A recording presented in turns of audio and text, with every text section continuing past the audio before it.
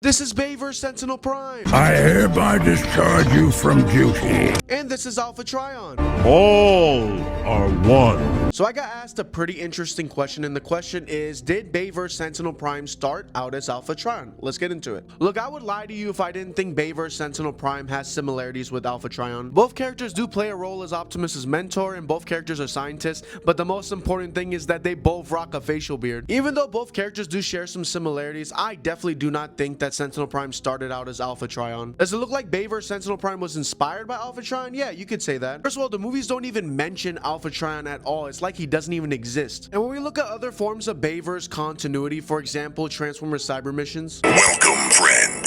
You have accessed the data tracks of Vector Sigma, preserved by the great historian Alpha Trion. Then you have the Last Knight's app lore, where Sentinel Prime and Alpha Trion are two completely different characters. There is one big issue with the other Bayverse continuities when you try to compare them to the movies, and it's that Michael Bay and the writers ignore the other Bayverse continuity lore, which creates a lot of contradictions. So if you want to look at the movies alone, there's nothing that proves that Alpha Trion became Sentinel Prime. And while these other Bayverse continuities aren't 100% canon, they are considered secondary canon. So we could technically use these continuities to help prove that Alpha Trion does exist in the Bayverse universe, and on top of that, Alpha Trion and Sentinel Prime are two separate entities. Look, I'm not saying this theory is bad. I honestly think this is really interesting. The only issue is there is no evidence to prove that Alpha Trion became Sentinel Prime, but we do have evidence proving that these two are separate entities from these other Bayverse continuities, despite them having a lot of contradictions. But at the end of the day, I'm curious to see what y'all think, so comment it down below.